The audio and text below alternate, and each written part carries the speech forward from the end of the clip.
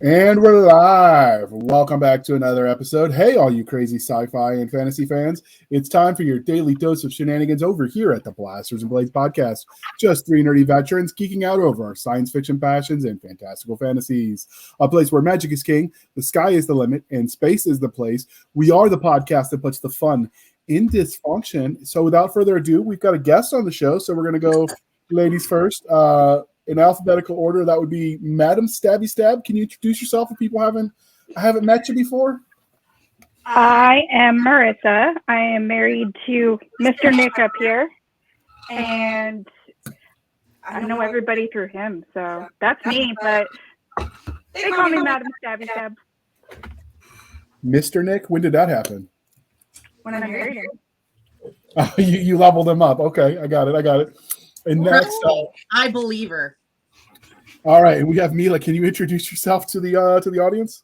Hi, I'm Mila. And I'm just a big Last of Us fan. So, okay. So, the next part of the introduction, dear listener, is Miss Stabby already covered how we knew her because she bosses Nick around, so that works.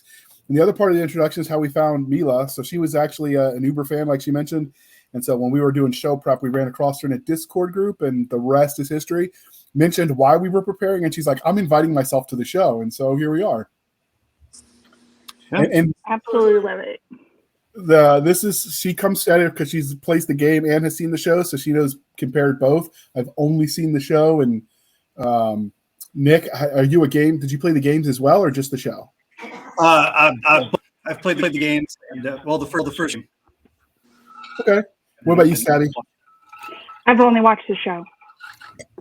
So that's two of us. And then Cisca, did you actually play the game or just watch the show? Oh, no, this is so not my genre. I have checked out the show. I don't understand why you people like this. We should have gotten Massa and what's his name who doesn't write zombies that are zombies. What's that guy? It's John Ringo? Ringo. I kept wanting to say Ringwald, but I knew that wasn't it. The author of World War Z? He's Ringwald now, dang it. All right, so the next part of the introduction. So the last time you were on, Miss Stabby, you got to answer the religion questions, but Mila has not. So because we do things that way, Star Wars, Star Trek, or Firefly? I'm not a fan of any, but if I had to pick one, I guess it would be Star Wars. All right, and why Star Wars? If you were picking, he likes to cry. Because this is gonna sound so lame, but I love Baby Yoda, and I know that's Mandalorian, but that's what I know about it. And it's in the Star Wars franchise. The same universe. It is. It's canon.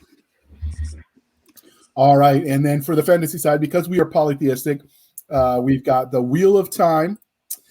We have Game of Thrones or Conan the Barbarian. Game of Thrones. Through and through. Wait, why? You're the first person that's ever said that. Because I have never heard of the other two.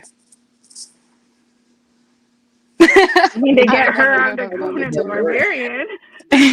What? Wait, what? I've never heard of it. I mean, it might be my age, but I've never heard of the other two. I think she just called us old. Oh, I'm old. I was there when Conan was written.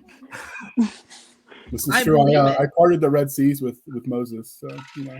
Definitely do a movie night. Get caught up on a couple things. I should. We're going to have to give her homework when she leaves. All right. So, obviously, we mentioned we're here to talk about The Last of Us, which is we're going to review episode 1 of the HBO series The Last of Us, based on the video game franchise of the same name. And so, without further ado, I'm going to run through how the interview or how the episode is going to be. We've done this before, but we'll talk about the blurb, which is basically the ad copy. We'll show the movie trailer. We'll talk about whether that would have made us watch it or not. Talk about the characters, who they are, what they were they believable, were they sympathetic? And because this is a conversion from a video game or from another existing property, we'll see how well they blended the two venues. We'll talk about the plot, the world building, about some of the cinematography, movie posters, if applicable, and there was one for this, and then we'll go with our overall thoughts. So that is the structure of our outlines.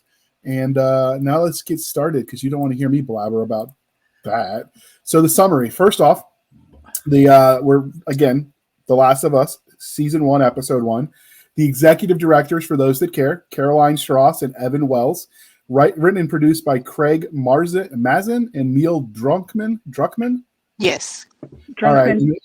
And the game developer was Naughty Dog Games. And the reason why some of those extra names we just normally do one director are important is because a lot of those names were crossing over from the people that produced the video games. So they actually had people on the TV series that HBO is doing that were involved in the production of the games. And so I thought that was worth highlighting. Yes. Yeah, because there's tea on right now on the internet. Yeah. So the cost of this is because it's behind the paywall. It's the cost of an HBO membership, and since that's varied by location and by package, we'll just say whatever your HBO membership cost pays for it. I think the lowest tier is like $10 a month. Yes, it is. Okay. That's what we rock. Yeah, and so for the duration, the first episode was an hour and a half. I suspect follow-on episodes will be the standard hour format. That's pretty standard, I think. They've already came out and said it was going to be the standard hour. Okay. I talked about splitting that first episode up, but they wanted to stop it. Like two children had died in the show, so they were like, "Yeah, we'll do an hour and a half."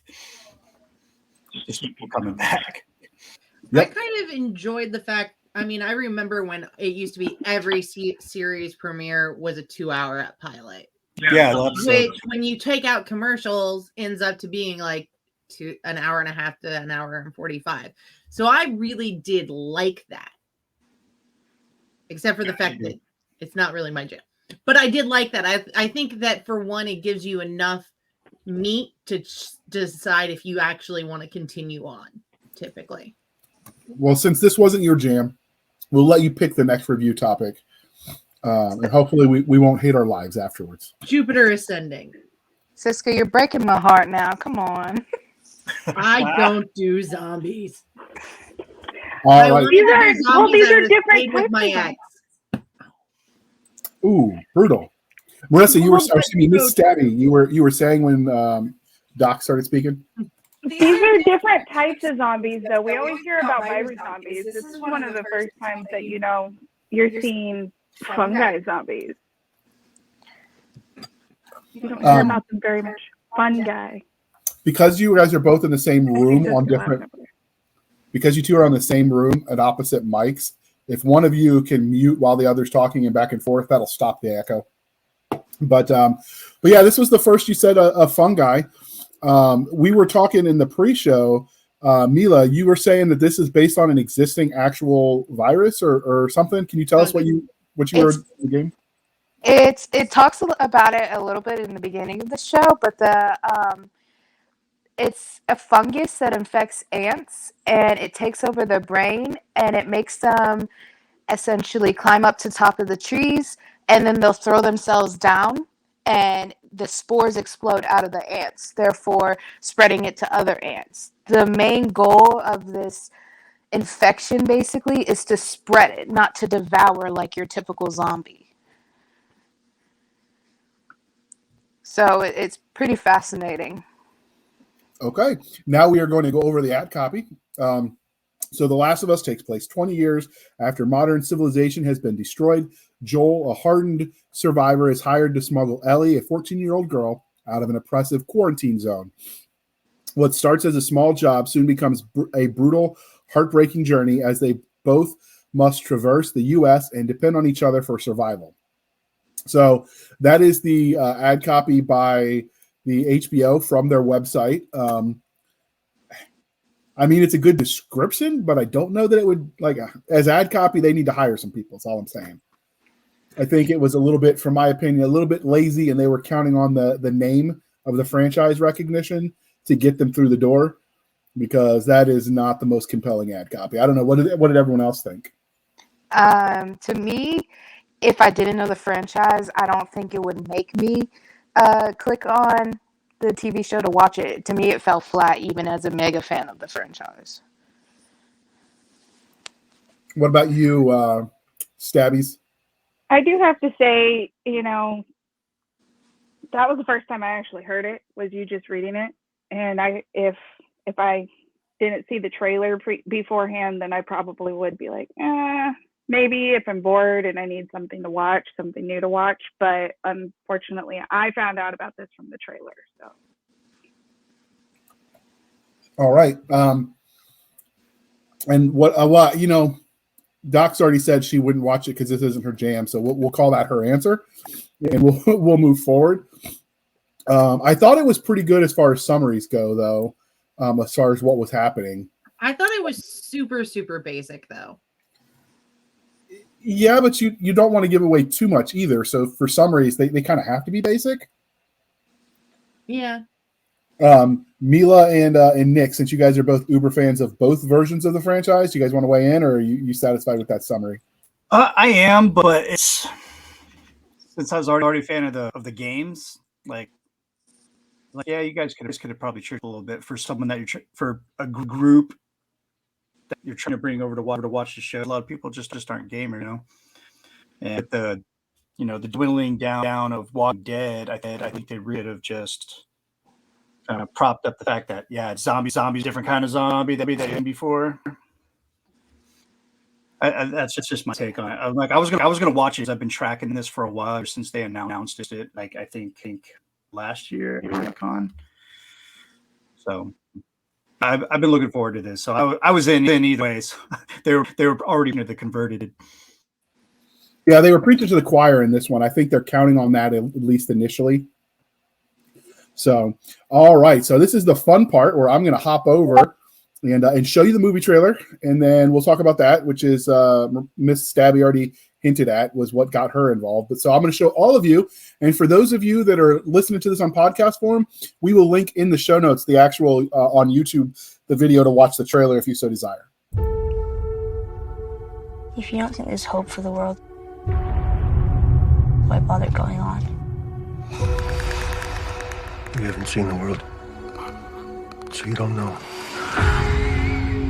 You keep going for family. I'm not family. No. You're cargo.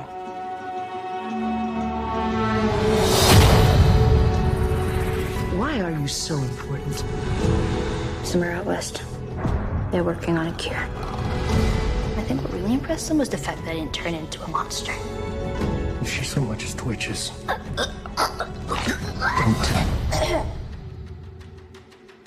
It's okay.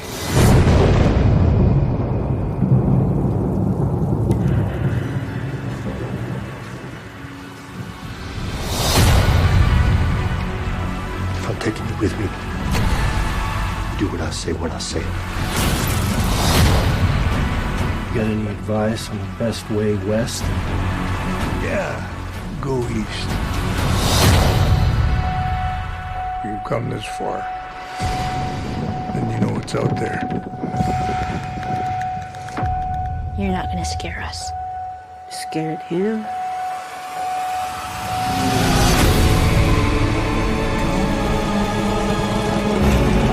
You have a greater purpose than any of us could have ever imagined.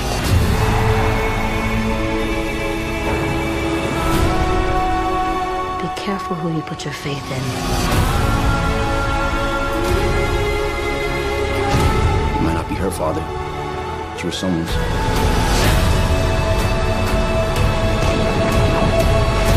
You trust me?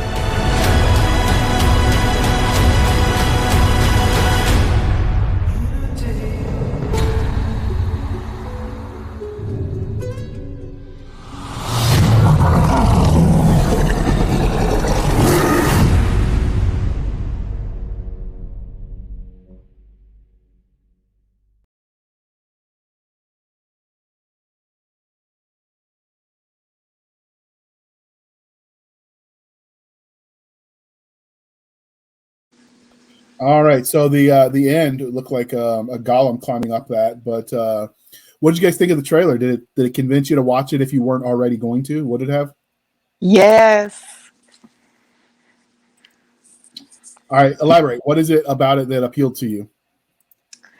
Even if I didn't know the games, I think just the new take on the zombie genre. I liked the the action in it, and even how Ellie, there's the part where she does the kind of like the zombie twitch, and they just look at her and go, stop.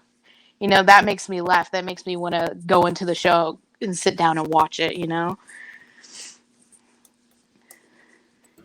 Okay. What about you, Cisca? It actually made it something that I'd be curious about because, for one, as Mila pointed out, the zombie twitch scene, that it lets me know that they understand they're dealing with a serious topic, that there has to be some brevity, or else or in moments of lightness, or else it's just an excruciatingly emotional slog. And I'm not into those kind of shows. Like, so because they just get depressing if they're just a downright emotional slog. I do like the fact that it's less about the fall. I really don't need to see another fall of humanity. I think we see that every year to some degree. But yeah, I don't need to see another fall of humanity. But something maybe about rebuilding. That's kind of the tone felt a little bit more like, hey, okay, we all know things collapse, but how do we go back afterwards? That's actually an important question that the genre of speculative fiction addresses, because there are some fantasy series that are set modern world forward after a collapse. The Shannara Chronicles is that way. And so the question Every is, Which Way But Dead, every Dead Witch Walking series, the Hollows is done that way too.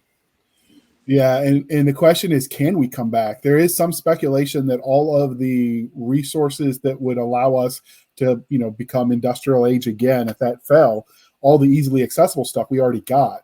So, the stuff we would need to fuel that revolution, for instance, potentially is inaccessible at this point. So there is speculation in the scientific community that if a fall happened, it's game over.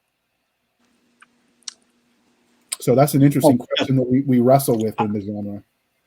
Yeah, I definitely say it would be game over. It's going to be a pretty steep learning curve, though, because we have to go research libraries, because most of that stuff is already out there. It's in libraries, it's in universities and their libraries. It's finding guys the guys and gals have the right hair on their shoulder and the intellect to learn what other people have already written about and rebuild for. I mean, we're talking engineering, mathematics. Everyone knows basic mathematics, but not me. But not JR. Have you seen how he does his math? Serious. I mean, you invert the numbers one little time and call friendly fire on your own position, and they never let you live it down. Happened once. Yeah, once. Pretty much. But no, I would say it's game over, and that's all I'll say about that. We'll save that for future shows. Okay. So, before we move forward, listeners, if you're enjoying our review of this specific series, we might let Doc bow out because this isn't her jam. But the rest of us could come back and make this, every couple episodes we do a review up that brings it current. If that's something you're enjoying, because I was hooked enough at the end of this that I want to keep watching. So I watched it because I love all of you. But yeah. Which is weird because I read the Black Tide Rising series, which is very similar in premise. But yeah. Okay. I don't know. Maybe in a book it was just a little less in your face. I can see that. Yeah. So did Mila, you were starting to say something about the movie trailer? Oh, no. I was going to play off of what Cisca said earlier, where I would love to see the fall. In the TV show, you only get a little clip of right at the beginning of the outbreak, and then you time jump 20 years later. There's so much that could have happened between now and then, and even in the games, we only get Joel talking about what happened afterwards. Can I talk about I don't want to spoil anything. Am I allowed to talk about certain events in the show? Well, yeah, because the show, everything in the show is mostly from the game, so I don't know how you avoid spoilers and talk about a franchise that exists I'll just put a spoiler warning on it. Okay, so I want to know where Joel and Tommy went after Sarah died. Joel only talks about it a little bit in the game, but I would love to see how they ended up all the way in Boston from Texas. Those are the things I want to know. I want to know more about the fall. That's just me loving post-apocalyptic stuff like that, I guess, and that's just me.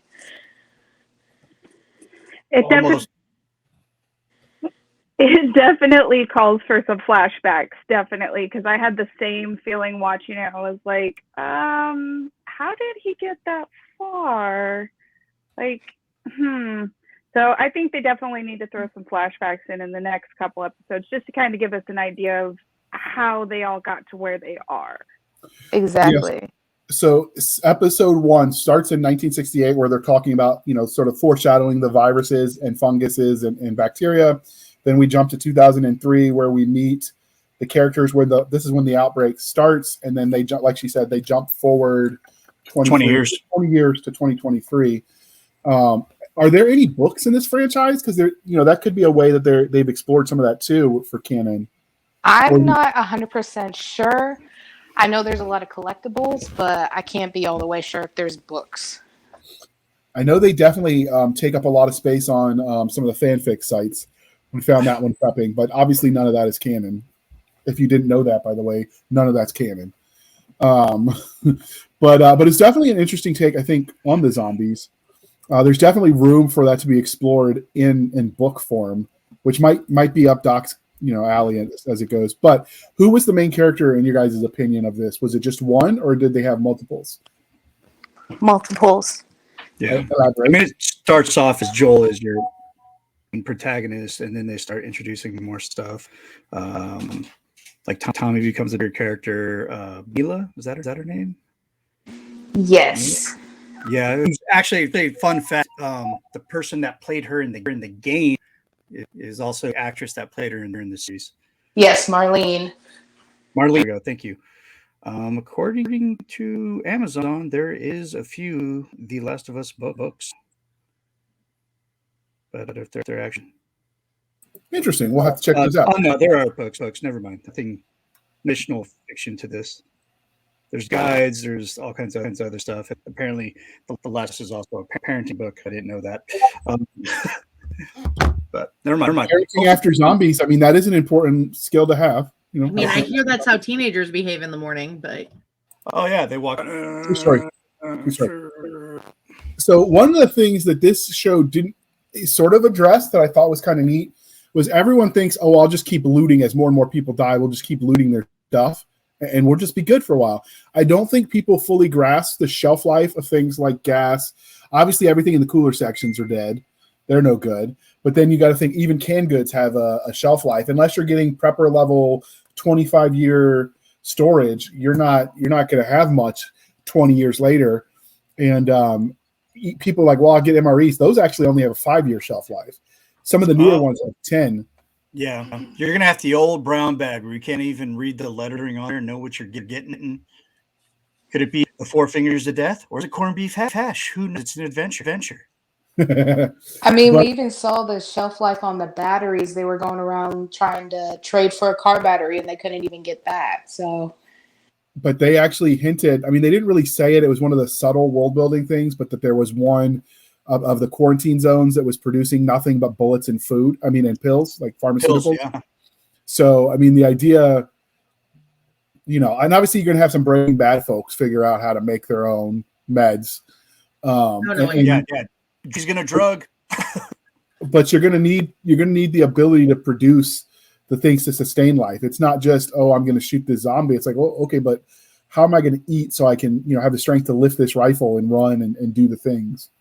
And they sort of hinted at that, which I liked. So, all righty, we will move on. So, Stabby, did you have any opinion on the main characters? Did you think it was Joel plus, or did you think it was just him?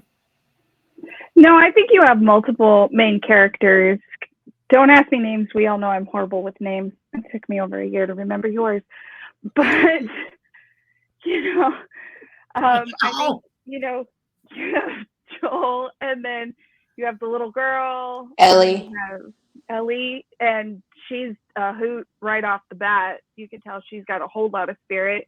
She's definitely going to be playing a main part. You have her keeper that, Marlene. Thank you. I really am horrible with names. If I didn't have to know mine, I probably wouldn't. But I think we're going to have a few more characters pop up along the journey and really kind of make you either really love them or really hate them. I think it's going to be multiple people. I don't think it's just going to be dead set on one person. I kind of agree with that. I was going to. They kept you guessing because they opened up with nobody characters. The 1968 scene that set the world. You're like, oh, this is interesting, and then they jump to 2003, and we've got the girl Sarah, I think her name was. Yes. And you're like, okay, she's the main character, and then you meet her dad Joel and Tommy, her uncle, and then it jumps. So it's like every time you think but he didn't. Well, they didn't quite go George R.R. Martin where they make you like them and just kill them, because some of them actually lived through the season. I mean, through the episode at least. So yeah. I thought that was a good way to do it. So now that we've mentioned some of the main characters, what did everybody think of them? Joel and Ellen. Was it Ellen? Ellie. Ellie. She's going to school you, boy. You better keep ill. So Mila, what did you think of Joel and Ellie? I think Joel's character really embodied the Joel from the video game, and Ellie, she really nailed it. But Tommy, we haven't really witnessed a lot about Tommy yet. I mean, by the time you get to the time skip, Joel's out there looking for him, trading cigarettes for information, but I think all the characters so far have done a really good job, even if one of them is dead already. Yeah, and I think one of the things that, first off, Stabby, Nick, and Cisca, did you guys have any opinions on the main characters? No, I think Mila hit it. The characters are really good, and we're going to find a lot more information. I do want to know how Tommy got all the way to where he was. I have a feeling that the show will be told flashbacks a little bit. Joel actually mentions what happened to Tommy in a conversation with Marlene. He blamed Marlene for Tommy because he was like, he joined you guys, basically placing the blame on Marlene. So I'm speculating that he joined the Fireflies, and that's how he ended all the way out in Wyoming. Yeah.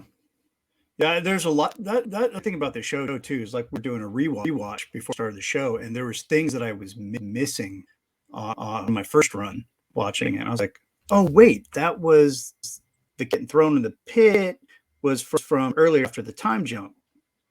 I didn't catch that. So I feel there's going to be a lot of that going on in the series, too, which is pretty exciting stuff. Well, some of the blogs and the Discord channels and stuff that exist for this franchise were saying that if you know what you're looking for, there's a crap ton of Easter eggs, both to the games. One of them they mentioned was the movie they watched when Sarah and Joel were celebrating his birthday at the beginning of the outbreak. They're watching this movie that exists only in this franchise. Yeah, that's an Easter egg to the second game. Where Ellie and Joel were kind of beefing in the second game, and she wanted to make it up to Joel, so she found the movie for him, and she says the movie name, which is the name on the DVD case. And so one of the things that I liked about that, just reading it, is because the fact that they paid that much attention to the source material, because we've all complained ad nauseum about franchises when they made the movies of it, and it's like they didn't read, didn't like, didn't engage with the original source material. And this one is very obvious they were all on board. So before we move on from the characters, I know one of the things that people were complaining about was some of the race swapping that happened. Now I've looked at pictures of the guy from was it the actor that plays Joel? Pedro Pascal. Yeah, I mean, he looked enough like the main character. The fact that he's Hispanic and the other guy was white, like, that's sort of irrelevant. They had enough lookalike that, I mean, that's pretty much all you can hope for in a movie. Voices also, because I will admit, because we were doing this, I went and watched like a thing that was talking more in depth about the show. and they played an audio clip. His voice sounds freakishly like the character from the game. It does. And then the girl that played Sarah was not as pale, shall we say, because she was obviously mixed race. But I mean, when you're talking about converting from static properties or graphic properties where you can draw what you want versus taking it to IRL, sometimes you've just got to, you've got to work with the talent available.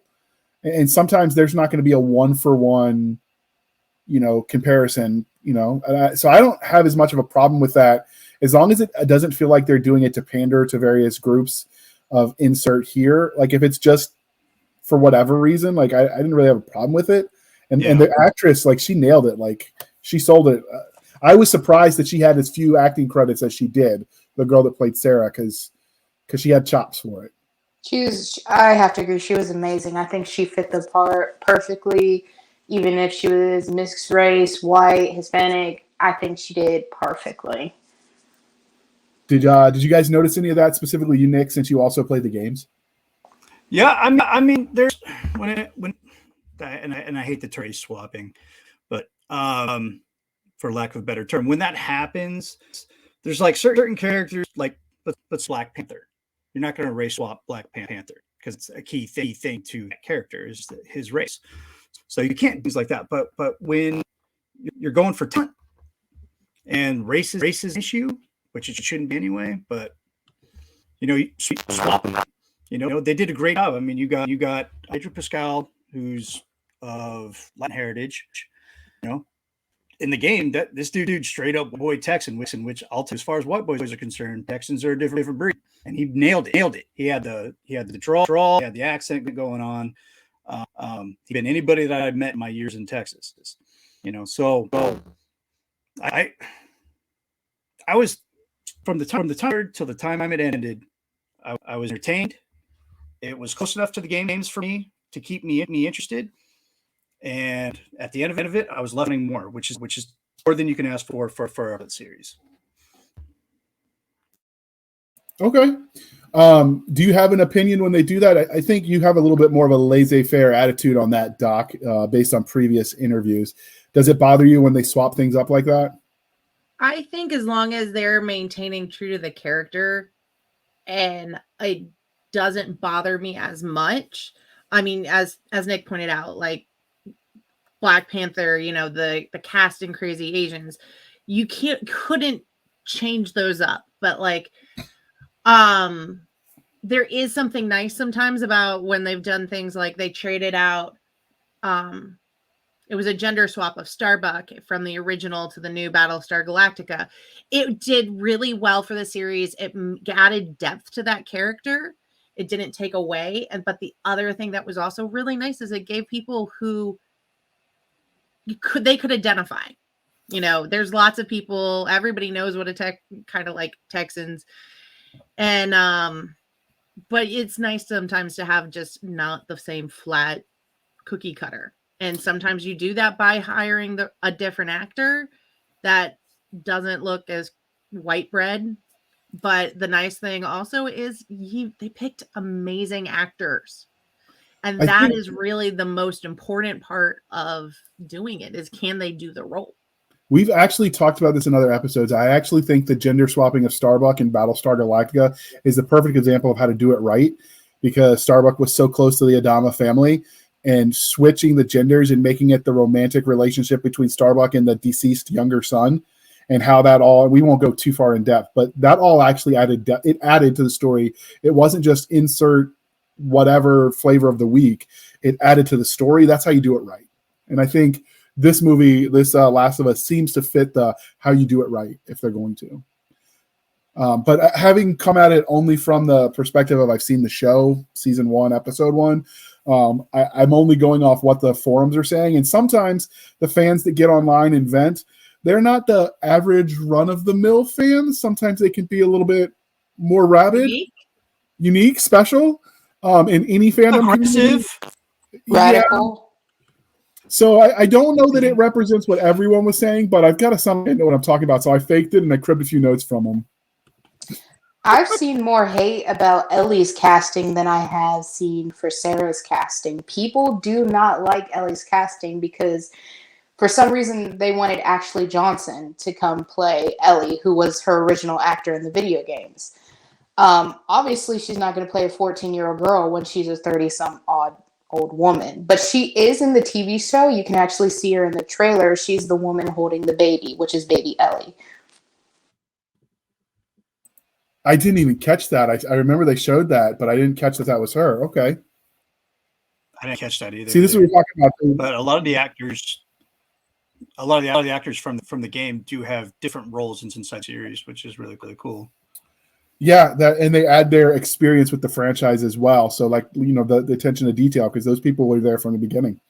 So before we start talking plot and other cool things, we're going to pause for a moment while we shamelessly shill for the man. Here comes your next romp in the graveyard. In Hunters for Hire, a new urban fantasy adventure by best-selling author Jonathan Yanez, a guy down on his luck puts sign twirling and rideshare driving on the back burner to track down the supernatural for a pretty penny. Find out what happens when John Hunter enters the secret underworld. Download your copy and start listening today. Now available on Amazon and Audible. So, last question with the characters. Were there any secondary characters that really spoke to you that from this first episode?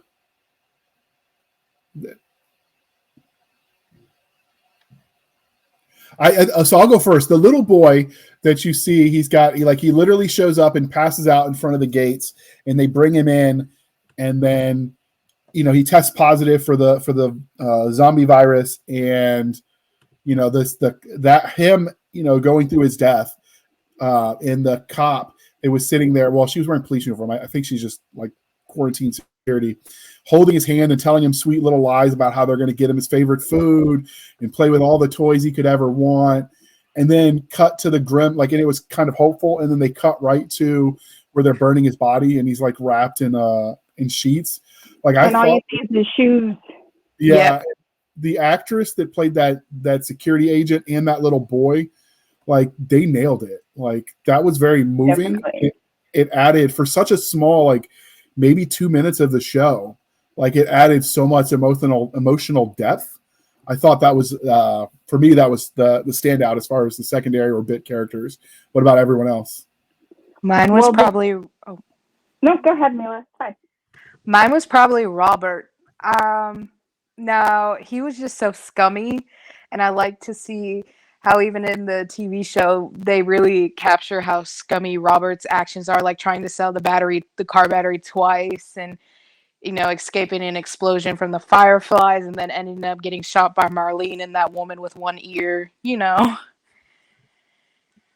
I just enjoyed seeing that. In her defense, she had 2 ears when the firefight started. True. Yeah, that was a good one too. I didn't know enough about him. So was he a scumbag in the game franchise too? Yes. So in the game, it's a little bit different. So after we meet Joel and Tess and the QZ, they actually go to hunt down Robert. He had stolen ration cards. Their goal in the game was never to get the car battery. We don't even know about Tommy in that part of the game. He had you got to sneak through, kill a bunch of Robert's guys. Then you eventually get to Robert, and Tess snaps his arm. And then when she learns he got rid of whatever they were looking for, she shoots him, and that's when Marlene shows up. So that point in the game is where you meet Marlene. But he was scummy, and he hid behind his guys. Ultra trash in the game, and maybe a quarter of it in the series. Okay. But what did you guys? He was trash in the game. What did you think of him, Sabby? He definitely pulled off scummy. He definitely pulled that off as an actor. He definitely pulled off scummy. Just everything about him being confrontational till the bitter end, he definitely pulled that off. But if we're really going to talk about secondary characters that kind of hit you in the heart, got to remember that little girl that woman that told Pedro Pascal, you know, I can't do this one, I can't do it, because she realized that it was a kid in the tart. You can tell she's a mom, and you can feel the pain of her, just like, I can't throw a kid into the fire. Like, I just can't do it. And something about that moment was just really tugged at my heartstrings as a mom. I was just in there like, oof, yeah, I don't think I could do that either. So, Doc, you know, you are a mom, but we have medical proof that you don't have a heart. So did it like almost maybe warm it up a little bit for you? Or are you still certifiably heartless? So this was really, and like those scenes really drove home. Like I did not watch this with my child. Let's just put that right there. Firm line. No kid. But it made me want to like go and wake my kid up and cuddle my kid and take their vitals and monitor them. Okay, I'm just gonna be honest. This is how Doug expresses emotion for people that she cares about. She checks vitals. So I mean, it did get me, though. I think honestly, the side minor characters that I liked in some ways the best were the two scientists and the interviewer at the beginning. So, and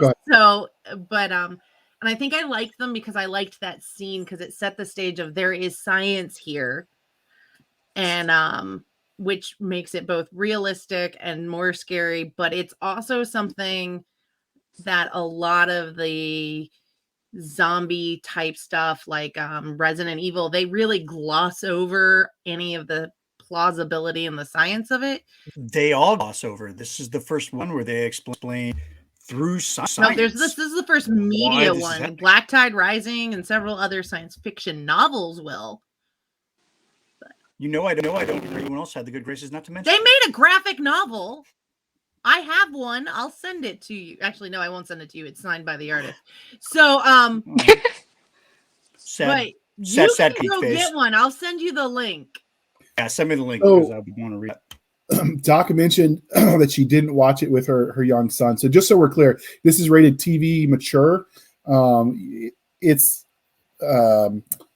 TV through a paywall, so they don't actually technically have to rate it because it's their property. They're showing it, but the Rotten Tomato website calls it a TV mature, so we'll go with that. So bear that in mind if this makes you want to go watch it. That plan accordingly with your offspring. Don't bring the littles with you. Teenage probably okay. If you do, I don't want to know that you did. No, I let Kaden watch a lot of horror movies. We all know that I'm the horror queen in the house, but even this, I was like, let me watch the first episode first, and then I'll make the decision if I'm going to let him watch it. And even I'm at the point where I'm like, maybe not. There's just so much blood and gore and cursing, and I don't even have kids yet. I wouldn't let my future kids watch this. I mean, my son's seen every single Friday the 13th, but yeah, I mean, I had friends who let their then first grader watch Sleepy Hollow back when that was on. That's a good show. I love that but show. Then they wondered why he didn't want to sleep at night, and never made the connection, I guess, in their heads. But yeah, no, this is definitely, I think it's also just so dark. I really don't think kids need to be exposed to that level of dark. But that's me in my 2 cents. As a person who has played the video games, it's going to get a lot darker because we've basically only seen what goes on in the quarantine zone, and then they're headed out into the barren lands. Like, it gets worse. One of the 2 games that I actually confiscated from my ex who would play it while I was sleeping loud enough I could hear it in the bedroom. You could have just got him a headset. He had a headset. He refused to use it. Therefore, he lost the game. At least it wasn't Silent Hill, because those sirens will wake you up out of a dead sleep. No, it was this, and there was another one, and it may have been Silent Hill or something with space zombies. I don't know. Probably Dead Space. Yeah, that sounds familiar. Both of them were confiscated. Amelia, you're my people, and I love you. All right. I love you too, Nick. So the next part of the reviewing of the episode is we'll talk about the plot. So obviously there's going to be an overarching plot because this is a series. They've got season 1. They've in the trailer you saw scenes that didn't make it into episode 1, so you know they've probably filmed a lot of it already. And so we'll speak specifically of the plot of episode 1. What did you guys think of it? I thought it was perfect. It basically did 2 things. It set up the world, it introduced you to the important characters, and then sort of showed their desire to, the overarching mission of going to get Tommy, and Ellie sort of tags along at the end. So I thought, as an overall plot, it was very simple, but it was also very obvious they were in my opinion, setting up for a bigger payoff later. Yeah. I was satisfied. It's kind of hard to judge a plot on an episodic sort of TV series because, it's all small pieces to the larger part, Yeah, and if they do it right, though, you kind of see where they're going. Like what this one did, it had everything that you could possibly want in a world-building pilot for a series. It gave you just enough information to say this is where we're going for now, and this is where we're going to go a little later. And I wouldn't say it's hard off. It seems like it with a lot of TV, but these guys nailed it. These guys nailed it. Accepted source material. Some of the shots from the game are for frame in the T series. Exactly. When I was watching it, I was like, "Oh, that happened in the game. Oh, that's what's his name's farm that's on fire. Oh, that's laying on the road couch sign and saw." Joel's laying on the couch and Ellie's walking around. That's line for line, screen for screen. Especially with Sarah's watch, where she's like, "I sell drugs, hardcore drugs." That's an exact line from the game. There's a lot of pickups, like we both caught those. Like, oh my god, that's from the game. That's the game. And then like everyone, you're a weirdo. Like, I didn't know, but it just came out. Scene from Back to the Future. It's like, how is this new? It just aired today. The other thing that they did with that scene where they showed the I sell drugs, hardcore drugs, and the way she delivered it very clearly in the first few minutes, without saying a lot, showed a healthy father-daughter relationship. That in a media saturated with content that isn't always as kind to the dads tend to exist to be the butt of the joke, the incompetent moron, and so to see them show everybody as strong without having to have someone else be weak, that alone was groundbreaking in modern, I think, television. I think the way they did it. Stole $60 their parents' wallet or purse to get their parents again. She's an honest thief. That's right. She even said that. I think as parents, we all know that our kids will do some really odd things and sometimes some shady things with the right reason. What I was sitting there thinking was like, what if that money was to pay the bills? I mean, that's what I was thinking in that moment. Did you have to on the watch? That'd be horrible. That's the gift of the Magi right there. And the other, let's be honest, that's how I bought Nick. That story, JR. That's bad JR. Let's be honest, that's how I bought Nick's Christmas present. I just took it straight out of his bank account. Let's be honest. She put the change back, so she's an honest thief, which was nice. So she didn't put the change back. She kept it for snacks. No, she said she put it back. No, yeah, she said she took 60 and put 20. She said she took 60. The watch cost 20, and then she put the rest back. No, honey, I'm putting you on blast. Dishonesty will not stand in this house. Honesty. No. You're married. You're married. It's hers too. End of story. Hey. I only give you the sweet part. She bought me snacks too with my own money. You know what? That was very considerate of you, Madam Stabby. Well done. You know what? There are many ways to show your love. The fact that she puts up with you, doesn't smother you in your sleep, and feeds you are all ways she shows her love. See, that's a healthy relationship right there. So speaking of healthy relationship, that's a horrible segue, but we're going to talk about world building. So we're going to focus heavily on Nick and Mila because they actually have played the games and watched the show. But in the pre-show, before we hit record, when we were, letting everyone feel comfortable with each other, Mila and Nick, you both were talking about some of the scenes that were in the show that were like Easter eggs for the larger series, and then that would play important roles later. So you guys want to talk about some of that? Because that's clutch world building right there. Now, before I even start talking, you're going to need to stop me. If I can talk about this for hours, okay? So if I start dragging along, just go, hey, Mila, shut up. But anyways, First question. Your feelings. You're good. First question, Mila, and completely serious about this. Nick is all about Xbox. My PlayStation is in our bedroom because he's not a PlayStation guy. Should I download the game? yes, I think everybody should download this game. It is a beautiful game with beautiful storytelling. It pulls you in. Now, I literally grew up with this franchise. It came out when I was either 11 or 12. So, of course, I'm going to speak it up, but you know, you just got to play it for yourself and fall in love with it like I did. But back to the point, I think a lot of the scenes, a lot of the Easter eggs, you kind of had to look for some. Like when Sarah comes down, you can see a guitar, which is Joel's guitar, but he pronounces it guitar. And then you can see Sarah's soccer ball.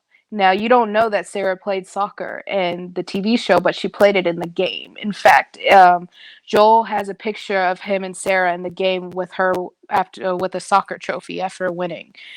And it's very important to Joel. And he promised Ellie he would teach her how to play guitar. So those are the two tiny ones that I really caught on to. So while you were talking, Nick looked it up, in the first video game, The Last of Us 1 came out in 2014. So for point of reference for everybody. But what about you, Nick? Did you see anything in there that was sort of Easter eggs for you that hinted at the larger world building? No, I have to say, it was the scene that I talked earlier where Joel's on the couch and he's engaging with Ellie, and you know, in true Joel fashion, in the right tone, how he laid on the couch. You know, he's like, "Hey, I'm you know, I want some sleep."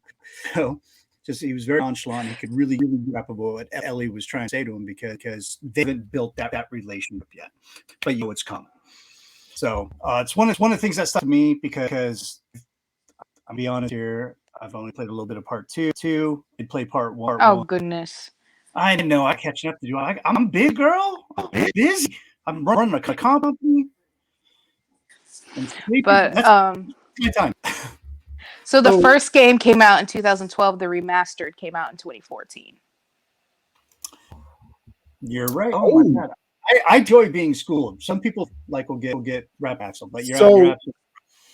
We were talking, like you said in the pre-show, Mila, you mentioned something about they changed the spores versus with the fungus or something. Oh, yes. So in the original video games, there was spores. So there was, I think, 3 ways you can get infected in The Last of Us: a bite, a scratch, and then the spores, breathing in spores. Well, they changed that in the show, so there's no more spores anymore. Instead, they got this weird mouth fungus type thing. It's gross to look at, but cool at the same time. Do you think they're going to introduce the spores later on, like an evolving type thing, like even Walking Dead, like the zombie started evolving? Do you think they're going to introduce the spores on? I don't think so, because on social media, I've heard that they just completely took it out. I don't know if it's because they didn't want to have to deal with the hassle of the gas mask they use in the game, or it would just be a hindrance, but I heard they weren't going to do it. I would probably guess, since they want their big star actors, their faces is shown. Yeah, they're not going to do, because like I remember in the game you were wearing gas masks quite a bit. Yeah, and one of those actors has already expressed his frustration of being in a property where his face was really unseen. Only wearing this 25% of the time. It's kid, but I digress. So the other thing that was mentioned as beautiful face. So the other thing that was mentioned as a distinction between the video game version and the TV was the delivery method initially. Mila, you were saying in the pre-show that it was something about chocolate and coffee in the games instead of the tainted flower. Is that right? Okay. Well, we're going to assume I got it right since her connection is dying, and go from there. But yeah, so one of the things that people were talking about was the delivery method changed. I thought that's kind of interesting because anybody who studies like the Salem witch trials realizes we suspect the people were actually tripping on LSD from the ergot poisoning from the tainted bread. It sounds like a good time to me. Just kidding. And so having tainted flour actually fits historical trends versus the chocolate and the coffee. Mila, we were talking about the delivery method being slightly different as well. So, and I don't know if this is 100% canon because I can't exactly remember where I heard this, but I heard that in the original game, it was spread through chocolate and coffee. So that's how it got to a bunch of the world because, you know, we drink a lot of coffee and we eat a lot of chocolate. And we mix them. Yes, exactly. Double whammy. You're, double whammy. Yeah, that sounds like a good time to me until I turn into it. But yeah, the original delivery method was and goods of coffee because it spreads all over the world quicker. And they never said that tainted flour could be definitely a thing too. It's anything that a fungus will attach itself to, and chocolate is some kind of fungus going to attach to. And so for the rest of the little bit about the world building before we move on to the cinematography, I will say that there were things that I saw where there's some sort of shambling looking creature that kind of floater. Okay, you saw him on the roof on the shot where they're leaving. Oh, that's a clicker. When they're going through the fence, and so you're starting to see other pieces, other versions and evolutions of these zombies around, where you just see a little bit of it here or there. I think the way they aged all the equipment to show that like times have been hard, I think was sort of peak world building, and it's the little details like that that you could do easily in a movie. You got to work a little harder for it, I think, in written form. But like one of the guards at the light near the entrance, he's got a very obvious bullet wound or bullet hole on his helmet, meaning that the last person that wore it didn't come out so good. Because sort of like the bottom of the riot shield, the cops wear, that helmet, that glass plate had a bullet through it at the bottom. So if you look at it on his face, that went through and struck whoever was wearing its, brain pan, right? I didn't even notice that. That's an amazing catch, JR. Well, they did a lot of detail, like the Nokia phone that was above the girl's head at one point when she was getting off the bus, which did release that year. Because those Nokia phones would last for her, man. They're indestructible. Jokes aside, they actually found one in a New York City. It is in someone's pocket that had been killed. For whatever reason, the dead body just fell into the cement as they were pouring a foundation. No speculations how that could have happened. Look at Cisca. And when they pulled it out, they plugged that in, charged it, and it turned on after 20 years of being buried in concrete. You could run over that thing with a tank, and it would last. And now you got these, like, you look at an Apple phone wrong, and it's cracking.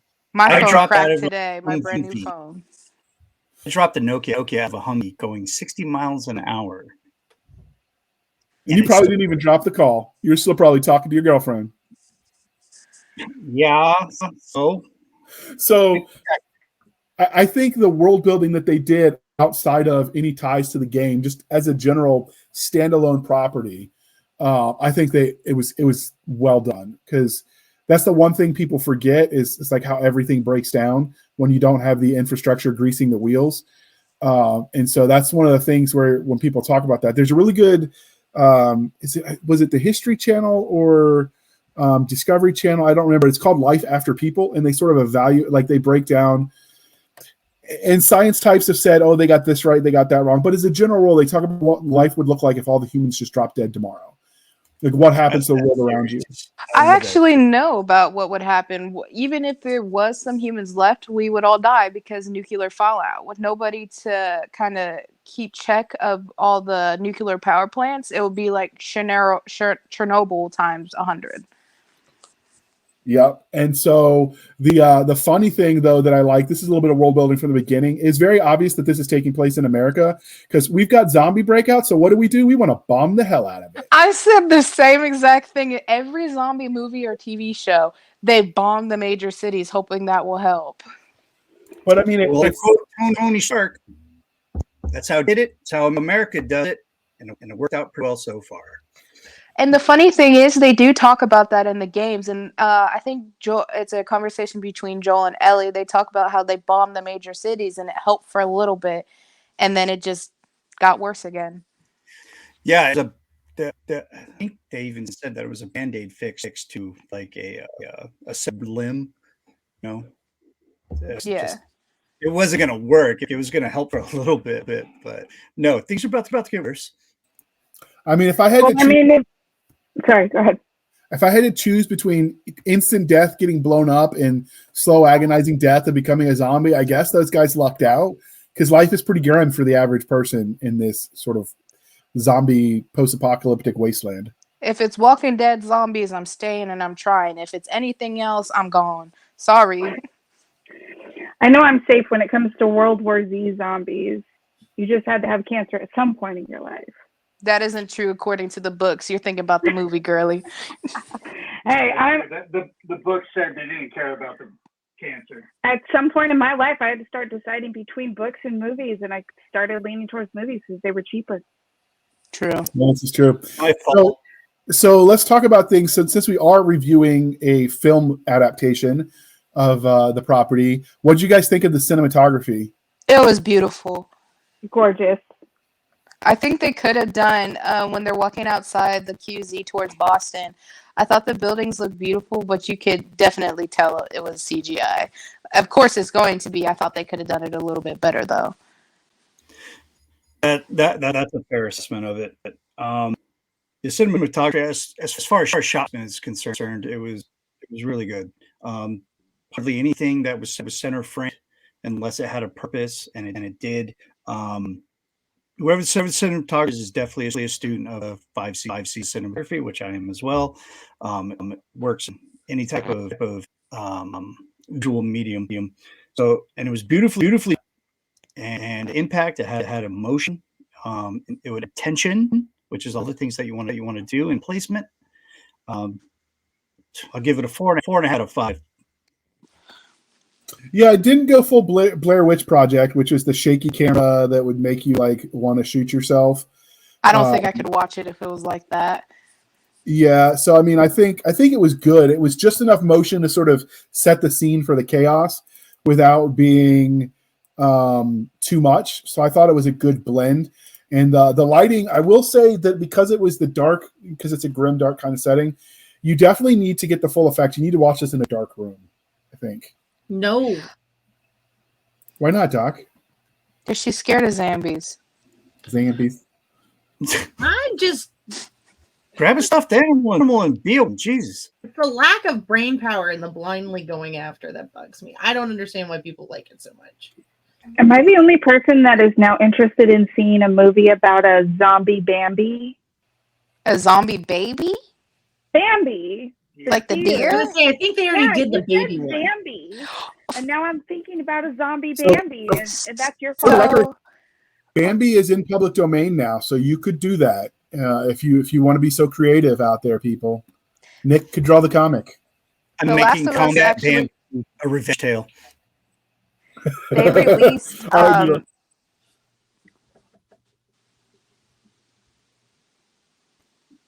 They released images of infected animals. The Last of Us games did. So you can see infected giraffes, infected dogs.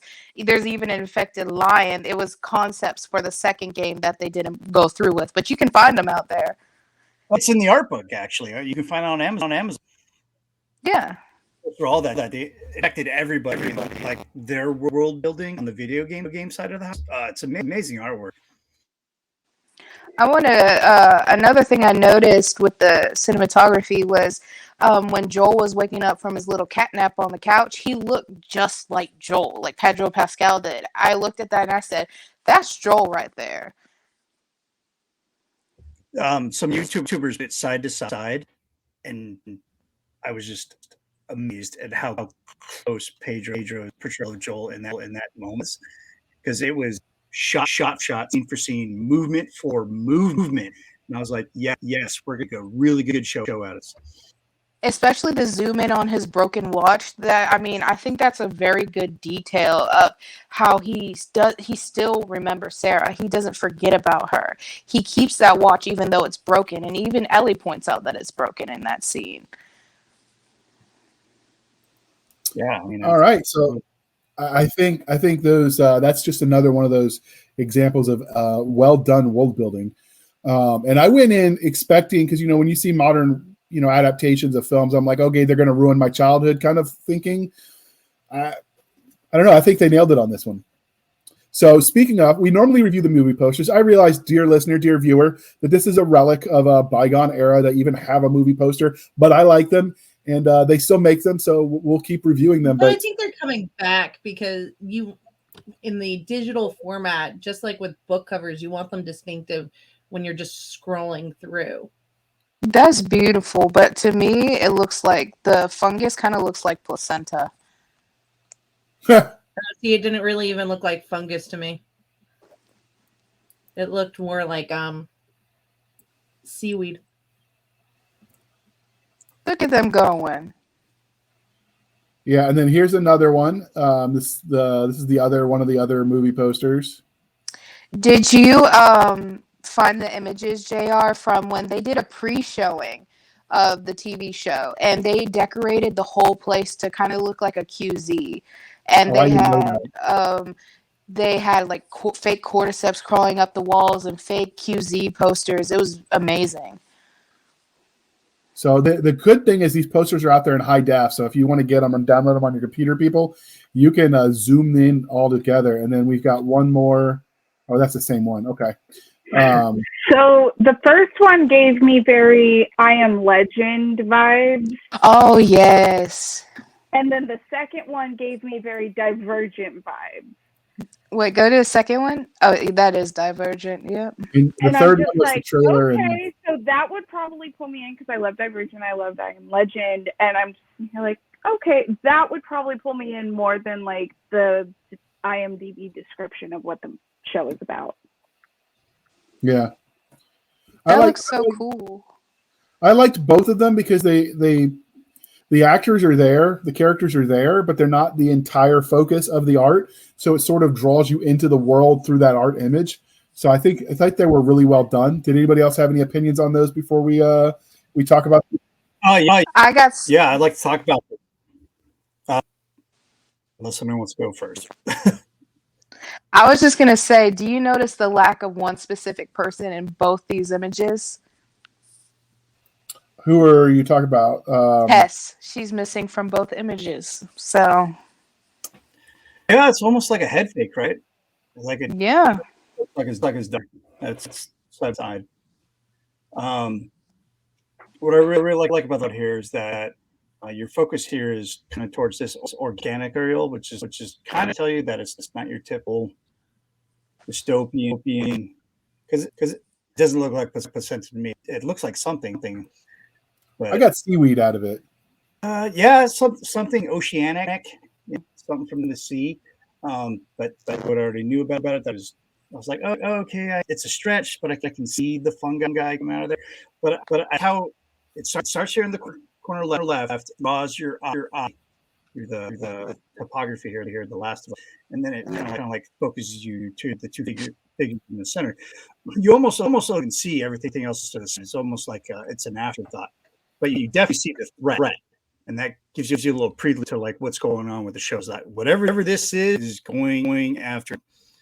So from the graphic design standpoint, which is why you guys give me to this show, and you feed me booze. That is my intention of it, and I think it effectively works as a movie poster. And I love movie posters. I got them in the house. This alone would have sold me before I even if I was going into this cold and saw this poster, that would sell me. Okay, this looks really interesting, and I want to know more about this. And I would have been serious. I did not like I was watching the show to figure out what's going on. The movie poster sold it for me too. What about you, Cisca? The movie poster really did nothing for me. It reminded me of a video game. Okay. What about you, Stabby? Oh, go ahead. You're still talking. I'm sorry. I think the trailer did probably more for making me curious about it than everything else combined. All right. What about you, Stabby? So HBO actually did a TikTok version of the trailer, and that's how I came across it. And I loved it so much in that 30-second TikTok that I sent it to Nick via text message, Facebook Messenger, as well as through TikTok, just to make sure he understood that I wanted to watch this. And he's like, it's based off a video game. And I'm like, okay, well, I need that video game now. So you can borrow mine, girl. I'll share. I have a PS4 in my room, and we're going to Target tomorrow. See, she knows what's Target. good. She knows what's up. I Spend get paid his money. tomorrow. My money's already gone, girl. So speaking of the money's always gone, we're going to close this out with our overall thinking on the episode 1, season 1 of The Last of Us over on HBO Max. So we're going to start in the top. So we'll start with you, Doc. What was your, on a scale of 1 to 5, and your overall thoughts? I mean, I thought the acting and the production value were top notch, so I definitely give it 10s on those.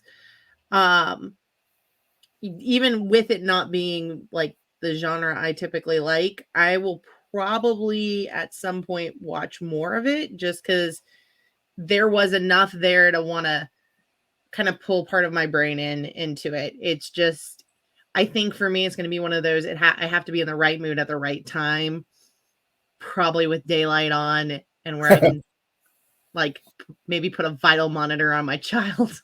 I don't know, something. Such a girl. You know what? My ovaries are just fine.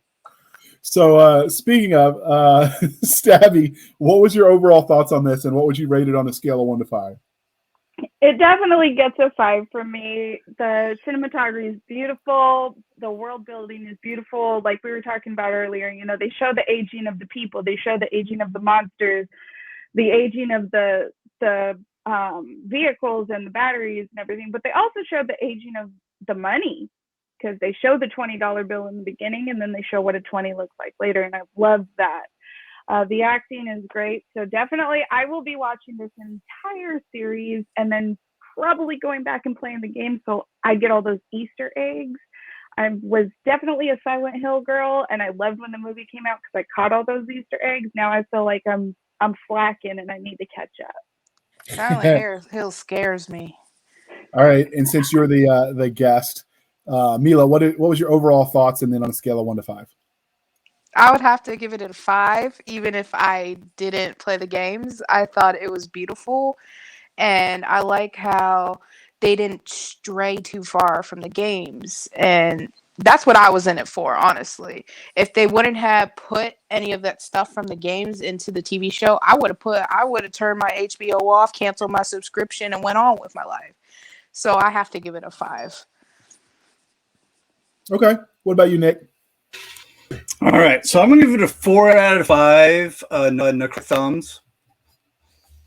And I'm only nitpicking here because of some of that CGI inconsistency. That I think it was a really good adaptation. I think it's probably about 5% accurate right now. We'll see how we go as we move.